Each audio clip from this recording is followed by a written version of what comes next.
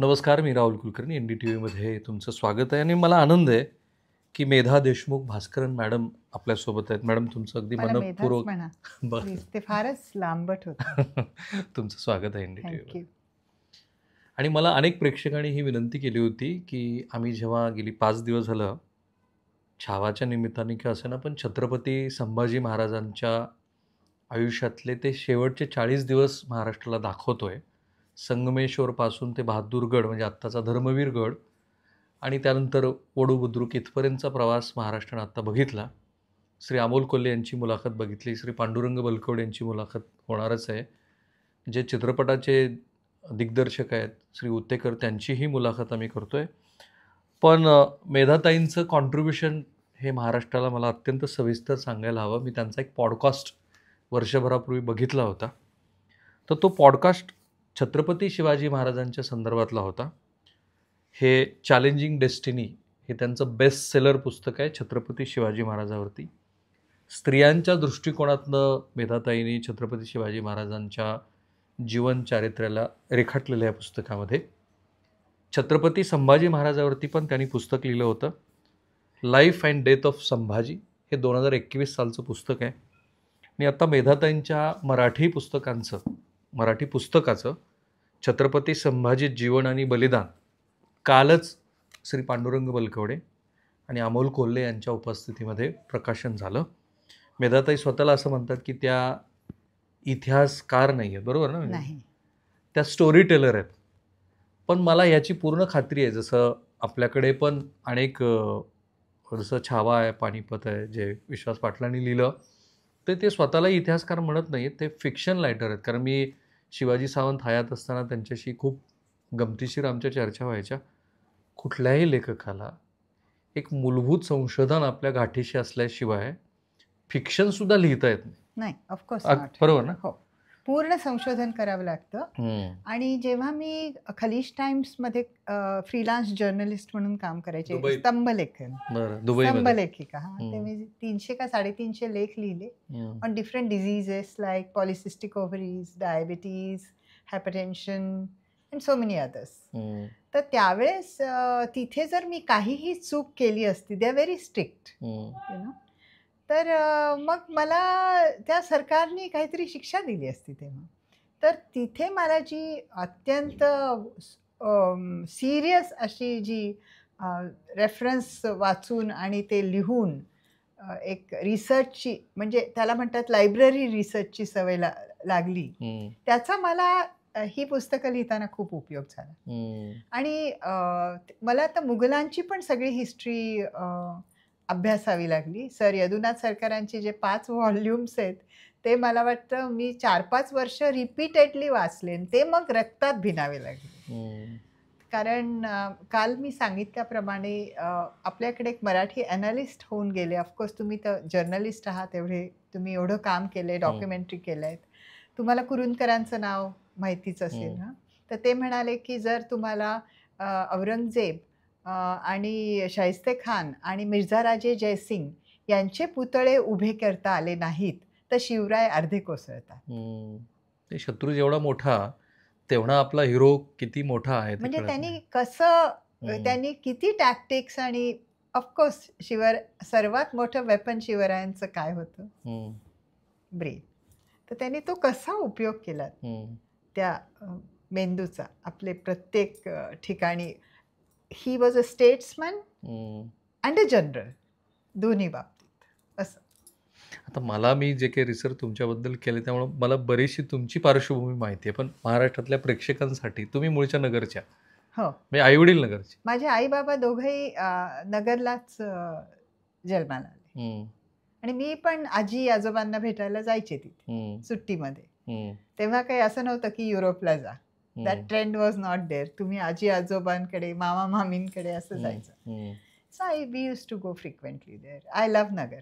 आणि मग नंतर तुमचं शालेय शिक्षण, महाविद्यालय? शालेय शिक्षण अनेक, म्हणजे माझे बाबा जे होते ते गव्हर्नमेंट सर्वंट होते. तर आमच्या in food and drugs administration. तर आम्ही काही अहमदाबाद, नागपूर, औरंगाबाद, पुणे, मुंबई असं आणि नगर असं काही प्रत्येक 1-1 वर्ष असं शिक्षण झालं शालेय. फायनल शालेय शिक्षण झालं मुंबईमध्ये.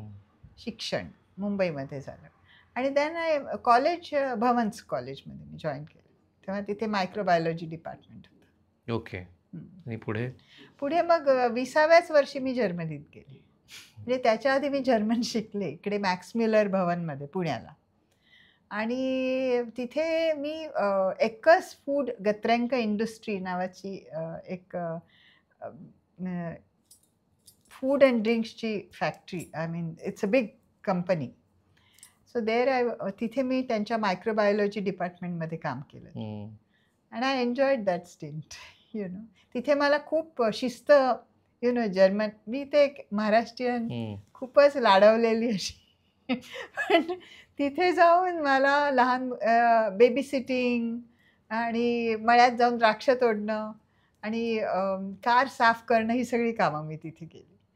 आणि तेव्हा आणि कचरा टाकायची पण लाज वाटायची त्याच्या आधी, पण तसं काम केलं नव्हतं ना तिथे. पण ते करून मग आणि किती सुंदर ठेवतात ते घरं, रस्ते किती स्वच्छ ठेवतात आपल्या. How they are house proud. जर्मनीतलं हे जर्मनीत शिकलं मी सगळं. सो आय वॉज ॲक्च्युली मी बॅकपॅक केलं युरोप पूर्ण, म्हणजे वेस्टर्न युरोप एकटीने. तेव्हा 20व्या वर्षी तेव्हा असे इंडियन लोकांचं पीक आलेलं नव्हतं बाहेर. किती वर्ष होता तुम्ही जर्मनीमध्ये? 2 वर्ष. तर मी तर तिकडनं बॅकपॅक करत ॲम्स्टरडॅमला 2दा, इंग्लंडला 2दा, फ्रान्सला 2दा, नंतर लक्झमबर्ग छोटंसं आहे तिथे असं बरेच देशात, इटाली, असं मी आपलं बॅकपॅक करून एक तेव्हा तर असं युरो नव्हतं ना, तेव्हा डॉइचमार्क. तेव्हा ते एक डॉइचमार्कला चिप्स आणि मेयोनेज मिळायचं, ते खाऊन कुठेतरी स्लीपिंग बॅगमध्ये, कारण पैसे नसायचे जवळ. तसं पण ती मजा निराळीच होती.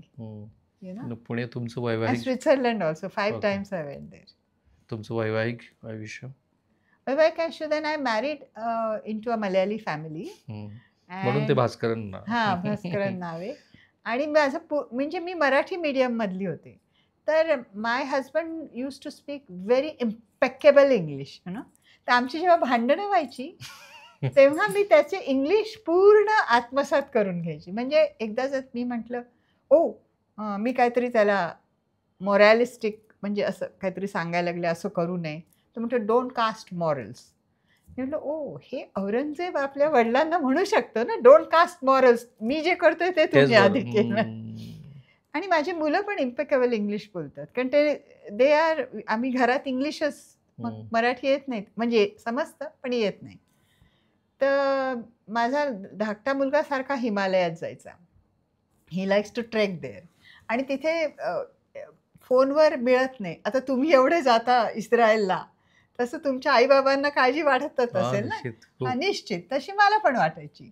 तर तो मला म्हणायचं की मम्मी लाईफ इज फिकल, म्हणजे अगदी चंचल आहे आयुष्य, त्यात काय, ते इथेही मरू शकतो मी. तर ते म्हटलं this Shivray can tell his mother life is fickle, don't worry about. तो असे मी पूर्ण ते असं मी शिकत गेले. आणि मला एक सवय होती, मी शाळेमध्ये तर 2-3 विषयात नापास व्हायचे. तर कारण माझ्या डोक्यात असे 2-3 जण संवाद करत असायचे सतत, गोष्टी किंवा कविता करायची मी मराठीत.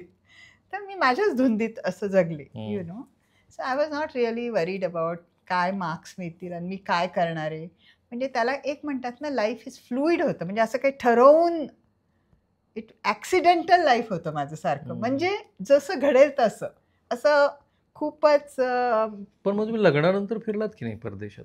लग्नानंतर मग आम्ही दुबईला जॉब घेतला मी तिथे.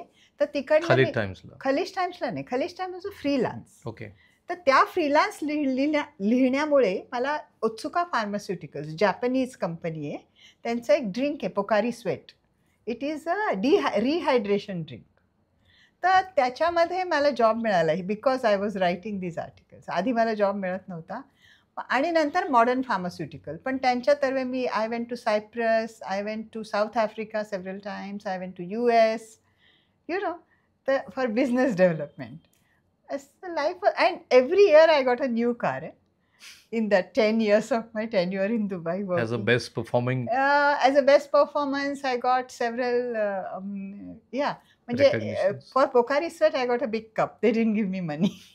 A big silver cup. I don't know whether it was silver. Anyway, but I was so happy that I could travel. I used to travel 1,000 kilometers a day to give lectures.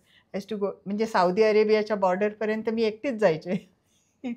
असं मजा आली मला आयुष्यात. आणि आता मुलं तुमची? एक मुलगा माझा दुबईला असतो. He is a food photographer and त्यांनी कॉफी टेबल बुक्स खूप त्याचे कॉफी टेबल बुक्सला वर्ल्ड गुडमांड अवॉर्ड्स मिळालेत. आणि त्यांनी ऑफकोर्स आता he is a publisher of a magazine business to business chef. ते पूर्ण गल्फमध्ये खूप प्रसिद्ध आहे आणि इट इज शॉर्टलिस्टेड. ते पण आता गुरमांड अवॉर्ड 2025ला शॉर्टलिस्ट झालं आहे. त्याचं फायनल लिस्बनमध्ये आहे त्याचं इन पोर्तुगाल.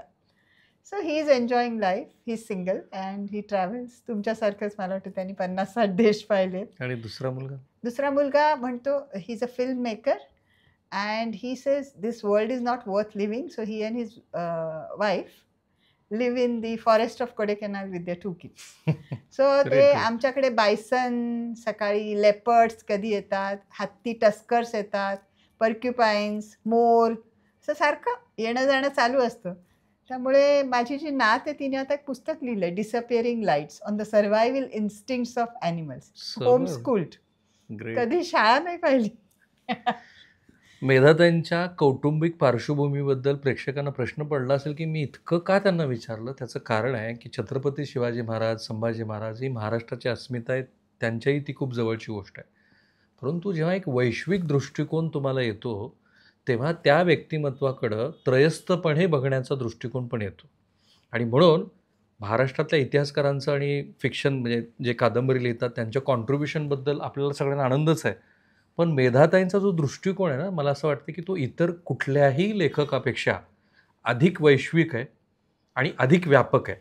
आणि म्हणून अगदी छोटंसं हे जे बेस्ट सेलिंग पुस्तक आहे छत्रपती, लहान मुलांचं आम्ही आता ते, आणि जे तुमचं जे आहे Chhatrapati Shivaji Maharaj, challenging destiny. Correct. तर चॅलेंजिंग डेस्टिनीबद्दल थोडंसं सांगा आणि मला मूळ जे संभाजी महाराजाबद्दल बोलायचं त्याच्याबद्दल. हो, तर चॅलेंजिंग डेस्टिनी तेव्हा मला काय झालं की या 3-4 देशांमध्ये राहून मला कळलं की धर्म एक गोष्ट आणि लोक त्यांचे आपण जे फ्रेंड्स म्हणतात की आपण ज्यांच्याशी व्यवहार करतो ती गोष्ट. तर मला ख्रिश्चन फ्रेंड्स आहेत, मला मुस्लिम फ्रेंड्स आहेत आणि मला हिंदू फ्रेंड्स आहेत, मला एथिस्ट फ्रेंड्स आहेत आणि of course so many other religions. मला असं वाटतं की धर्म एका बाजूला, चांगलं आणि वाईट प्रत्येक माणसापरीतच असतं, त्या परिघात. आणि अनेक लोकांनी मला मदत केली अनेक वेळा आयुष्यामध्ये आणि ते काही सगळे हिंदू नव्हते. त्यामुळे एक असं अनबायस्ड मनाने मी हे पुस्तक लिहिलं. म्हणजे हे वाईट आणि ते चांगले असं नाही. There are grey areas. असं काही ब्लॅक अँड व्हाईट नसतं कधीच आयुष्यात. तर त्यामुळे मला त्याचा फार उपयोग झाला. आणि नंतर मी औरंगजेबचा अभ्यास केला आणि मुघल एम्पायरचा अभ्यास केला. तर माझ्या असं लक्षात आलं की औरंगजेब एक फार त्याचं इतकं आपण पोर्ट्रे करतो ना, तो दुष्ट होता. पण ते सगळंच that era was like that मी काय त्याचं समर्थन करत नाही आहे. पण तो एक कवी पण होता हे मला डिस्कवर केलं. तर त्याची एक कविता मी तुम्हाला सांगू का आता? इंग्लिशमध्ये मी ट्रान्सलेट केली आहे. सर यदुनाथ सरकारने केली होती, मी ट्विक केली, ती थोडीशी चेंज केली. Life is a twinkle a breath. Aurangzeb बोलतोय. हां, life is a twinkle a breath. Now it was life, now it is death. किती औरंगजेब लिहितोय. हो, त्यांनी त्याची पूर्ण जी पत्र आहेत त्याच्या सरदारांना लिहिलेली ती सगळी कवितांमध्ये लिहिलेली आहेत. आणि मी त्याचे काही आणि ऑफकोर्स शंभूराजे पण फार सुंदर कवी होते. हे पण म्हणजे इवन येसूबाई साहेब त्यांनी ते इतकी सुंदर कविता केली आहे तुरुंगात, म्हणजे या छावणीत असताना. ती मी त्याचं इंग्लिश भाषांतर आता मला लगेच नाही सांगता येणार. मी आता ताराराणीच्या पुस्तकात ती येते पुढच्या. तर ते असं म्हणतात की माझी अशी परिस्थिती आहे, इतकी दिनवाणी, आय एम सो सॅड, म्हणजे इतकं स्टॅग्नंट झालंय सगळं, म्हणजे इतकं की even the flying birds will have white ants on their, म्हणजे व्हाईट अँट्सला मराठीत काय म्हणतात? असं पांढऱ्या मुंग्या म्हणतात ना, पांढऱ्या मुंग्यांना काय म्हणतात? पांढऱ्याच मुंग्या नाही, काहीतरी त्याला आहे. दिमक. दिमक म्हणजे उडत्या पाखरांच्या पंखाला पण दिमक लागेल, असं असं त्यांची कविता आहे. सुंदर. म्हणजे look at there thinking, you know, असं. पण आता ऐतिहासिक एवढ्या व्यक्तिमत्वाचा अभ्यास केल्यानंतर शिवाजी महाराजांना तुम्ही जे तुमच्या लिखाणातनं मांडलं, ते महाराज कसे आहेत? ते त्यांची जी एक दृष्टी आहे. आता मी तुम्हाला 4 गोष्टी सांगते त्यांच्या, त्या मला अत्यंत भावल्या. आता अनेक तुम्ही 2000-3000 वर्षापूर्वीचा, 4000 वर्षापूर्वीचा इतिहास घ्या. काय हे जे राजे होते, कोणी घ्या, इंग्लिश राजे पण घ्या किंवा आदिलशाही राजे घ्या किंवा विजयनगर एम्पायरचे राजे घ्या किंवा अजून आपले 2000 वर्षापूर्वी आपले जे सम्राट होते ते घ्या. त्यांची how they use to manage military. आता सपोज यू आर अ सम्राट आणि मी खूपच चांगला वॉरियर आहे तुमच्याकडे, तुमचं माझ्याकडे लक्ष आहे की हा बॅटलफील्डमध्ये खूपच चांगला वॉरियर आहे. मग तुम्ही मला काय म्हणाल की हे पहा, मी तुम्हाला 1000 खेडी देतो, तुम्ही शेतसारा गोळा करायचा तिथून, ओके. आणि तो शेतसारा गोळा केल्यानंतर जे जे पैसे येतील त्याच्यामध्ये तुम्ही कॅव्हलरी मेंटेन करायची, म्हणजे घोडदळ मेंटेन करायचं. मग ते घोडदळ असे मी 1000 असे, मग मला जेवढं तुम्ही द्याल जमीन त्यावर माझ्या घोडदळाची संख्या अवलंबून असेल, ओके. म्हणजे मी 1000 असेल, मग मी 2000, 3000, 4000, 5000, 7000, डिपेंड्स तुम्ही मला किती जमीन दिली. हे म्हणजे even in England it was feudal lot system. In among म्हणजे मुघलांकडे मनसबदारी, आर्मीचे मनसबदार. आपल्या आदिलशाहीमध्ये जागीरदार, कुतुबशाहीमध्ये जागीरदार, विजयनगरमध्ये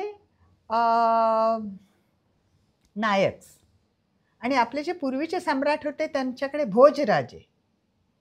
हे जे सगळे आहेत हे they are not real Kings, but त्यांना जमिनी दिल्या गेल्या आणि ते तेवढ्या एरियाचे राजेच झाले ना.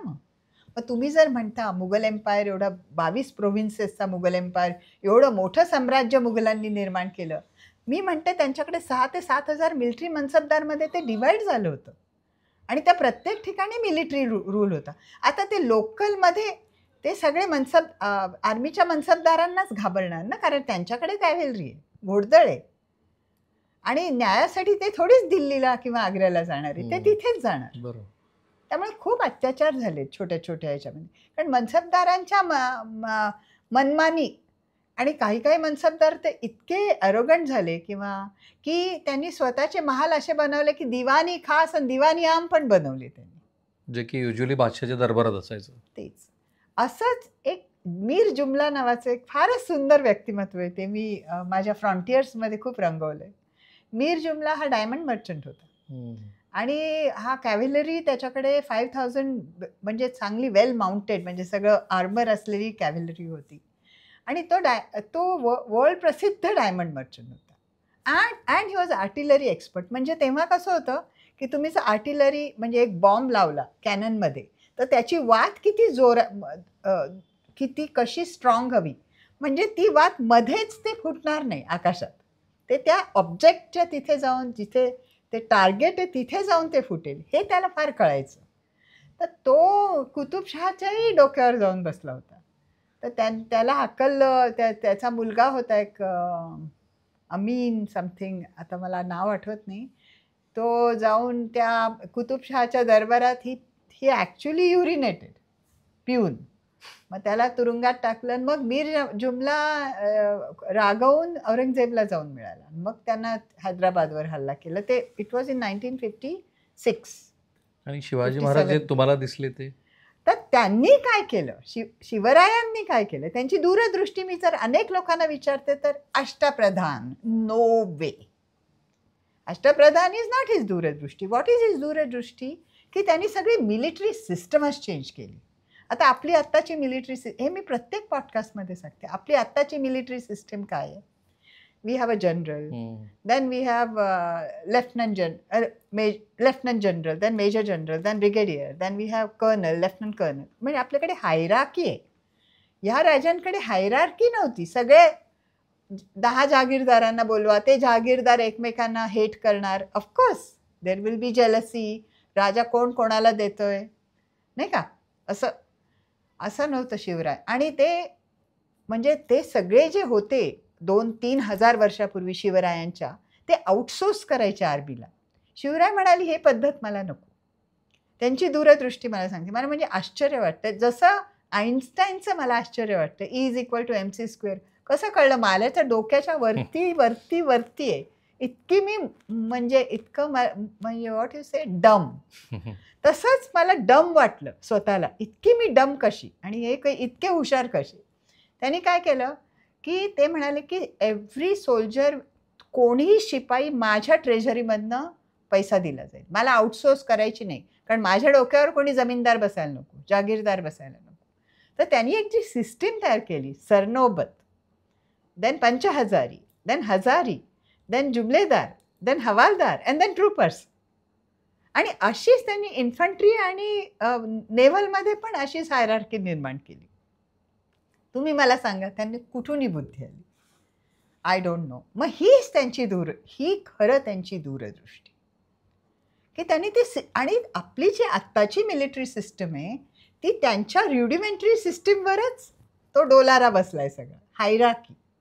आणि तुम्ही कोणीही मिलिटरी, तुम्ही जेव्हा मुलाखत घ्याल कोणत्याही मिलिटरी, आय चॅलेंज यू की तुम्ही विचारा की तुम्ही हायरार्की शिवाय काम करू शकता का? चेन ऑफ कमांड, ते हसतील. It's not possible without hierarchy. Not possible. पण हे जरा शिवाजी महाराजांची एक दूरदृष्टी त्यांची झाली. नंतर त्यांनी आता शत्रूची मुलं आणि बायका पळवून त्यांचा निलाम करायचा किंवा त्याला गुलाम बनवायचं, हे तर होतच होतं. This is understood.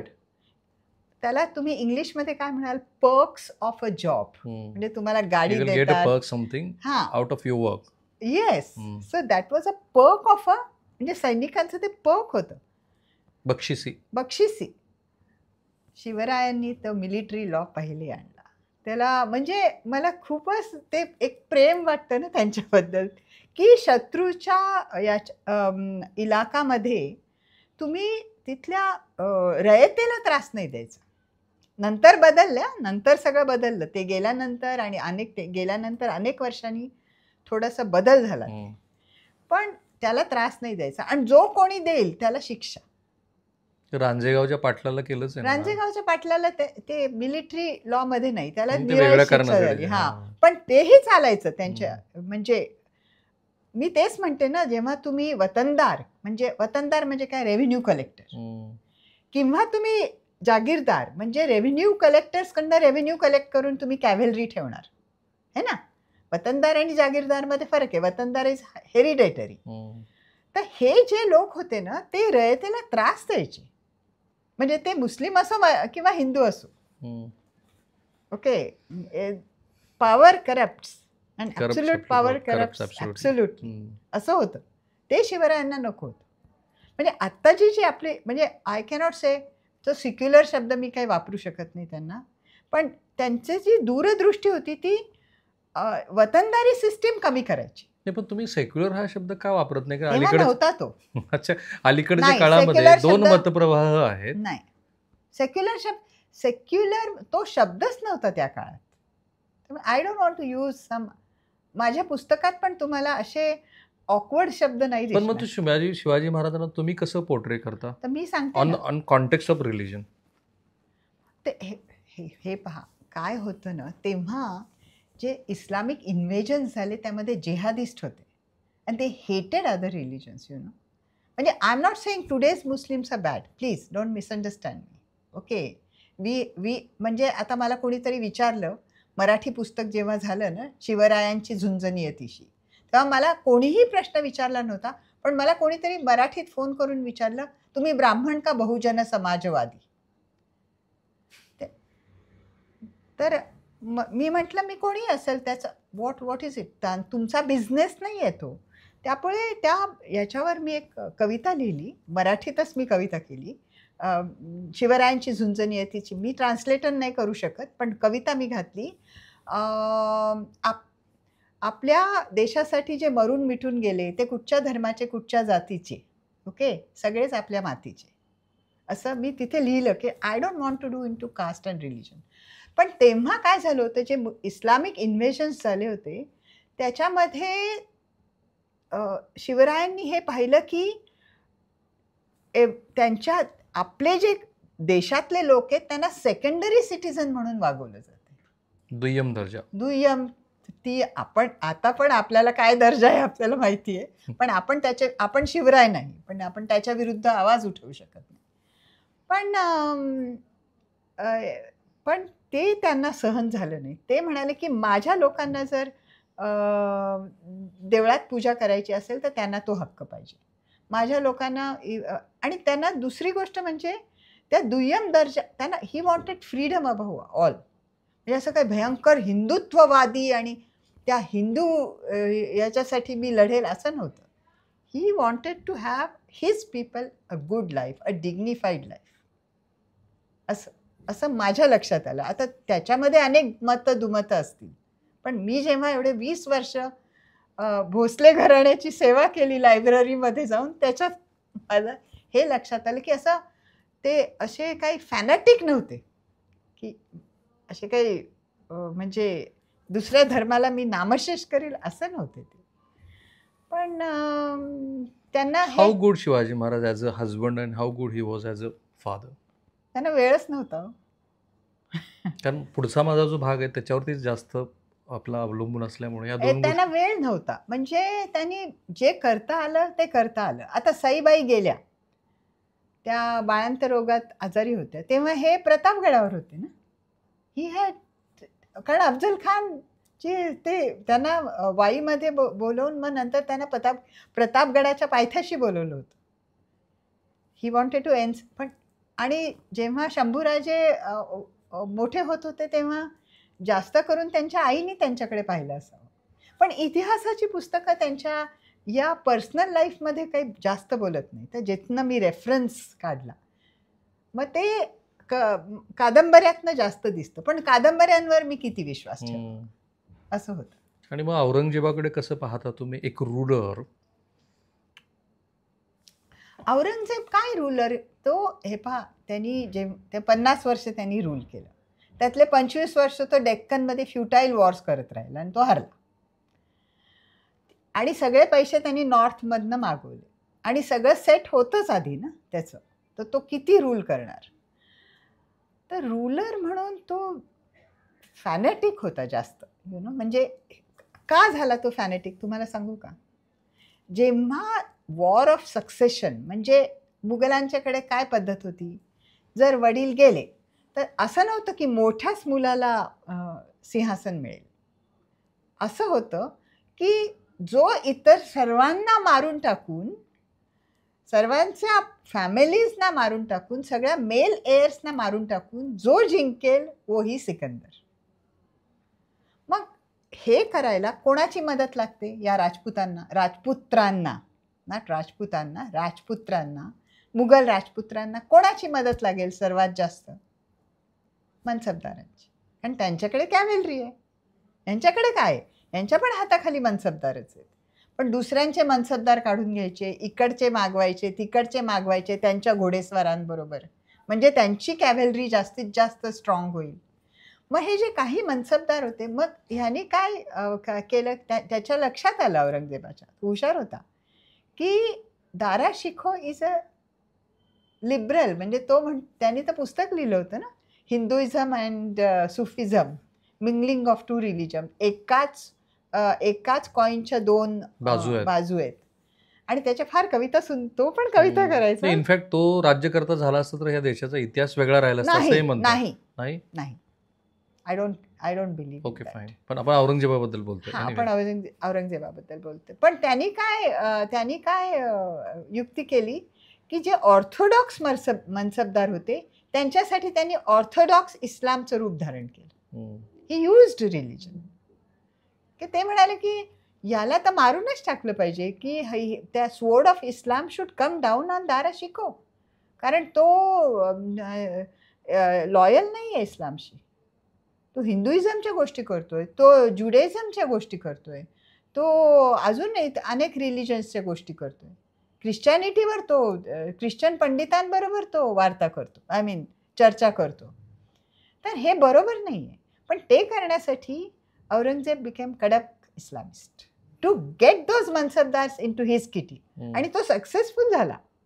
सगळे जे ऑर्थोडॉक्स मनसबदार होते ते औरंगजेबला जॉईन झाले शेवटी. पण हा अगदी सुरुवातीचा काळ. नंतर त्याच्या आयुष्यातल्या शेवटच्या 10 वर्षामध्ये पण तो अधिकात अधिक फॅनाटिक होत गेला, इस्लामिस्ट होत गेला, नॉट इस्लामिक, इस्लामिस्ट होत गेला. हे पहा, जेव्हा तुम्ही तेव्हा त्याला डिफीट सहन करावा लागला ना. मराठ्यांनी त्याला तारा राणींनी त्याला तिचे जे युद्ध रचना आहे आणि तिचे जे विचार होते ते ह्या सर्व छत्रपती शिवाजी महाराज, छत्रपती संभाजी महाराज आणि छत्रपती रामराजा महाराज यांच्यापेक्षा बरेचसे निराळे होते. तिने अनेक युक्त्या तिच्याच पुढे केल्या होत्या. आणि तुम्हाला अजून एक सांगते, हे अभ्यास करताना माझ्या लक्षात आलं की रामराजांनी पण फार सुंदर निर्णय घेतले जिंजीमध्ये. असे निर्णय घेतले, हां, ते तुम्ही पुस्तकातच वाचा, की 40,000ची त्यांची 30 का 40,000ची त्यांची जी कॅव्हलरी होती, म्हणजे घोडदळ होतं, ते त्यांच्या 1-2 निर्णयांमुळे 2.5 लाखांपर्यंत गेलं पुढे. ते त्यांनी काय निर्णय घेतले, ही वॉज ऑल्सो वाईज. तर तिथे बसून त्यांनी कसं, आणि इकडे रामचंद्र अमात्य होते, मग धनाजी जाधव आणि Santaji Ghorpade, that's another story. पण औरंगजेबाचं म्हणता तर तुम्ही, तर एकटा औरंगजेब इज व्हेरी, पण तो इस्लामशी हे राहिला, लॉयल राहिला. म्हणजे त्यांनी फक्त 4च बायका केल्या. त्याच्याकडे इतरांसारखे हारेम नव्हते. इतर जे इफ यू सी शहाजहान आणि if you see before him even Akbar had a harem. Okay, त्याच्याकडे त्याची जर एक बायको वारली तर तो 4थं लग्न करायचं. He was in a way. आणि तो he use to read Quran and he use to keep the fast. आणि सगळं त्याचं ते लाईफस्टाईल त्याची साधी होती, पण मन साधं नव्हतं.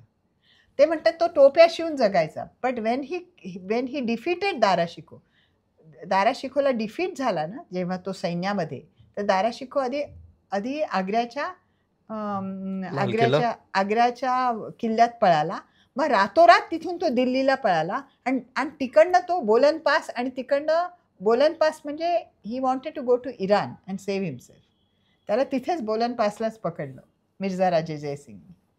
Mirza Raje Jaisingh was actually that time the Rajput who was very loyal to Shahjahan. पण तो फुटला, कारण त्यांनी पाहिलं Aurangzeb is going to be the next emperor. तर खूपच त्यांनी त्यावेळेस हजारो खेचरांची, जी दारा शिकोची जी संपत्ती होती आग्र्यातली, ती हजारो खेचरांवर टाकून त्यांनी दिल्लीला नेली.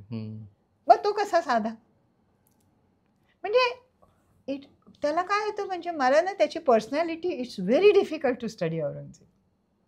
खूपच कठीण आहे, त्याची कॉम्प्लेक्स आहे. जशी शंभूराजांची पर्सनॅलिटी कॉम्प्लेक्स आहे, त्यांचा अभ्यास करावा लागतो, त्यांच्या मनात काय विचार आले, त्यांची देहबोली कशी असावी, त्यांना कुठे मनात खुपलं असावं, काय खुपलं असावं. कारण त्यांना लहानपणापासून पॉलिटिकल पॉन म्हणूनच यूज करण्यात आलं, नाही का. 7व्या वर्षी मुघल वंशबदार, त्यानंतर मिर्झा राजे जयसिंग बरोबर त्यांना सिक्युरिटी म्हणून ठेवलं. हा जो भाग आहे ना, आपण हा पुढच्या भागामध्ये बघू. एक छोटासा मला ब्रेक घ्यायचा आहे. ओके. कारण मी पहिल्या भागामध्ये ना मेधाताईंचा संपूर्ण अभ्यास, वैश्विक दृष्टिकोन मला जास्त महत्त्वाचा वाटला. कारण प्रचलित आपल्याकडचे जी इतिहासातली नावं आहेत आणि जे कादंबरीकार आहेत त्यांची तर आपण साहित्य काय सेवा किंवा त्यांची पुस्तकं आपण वाचलेलीच आहेत.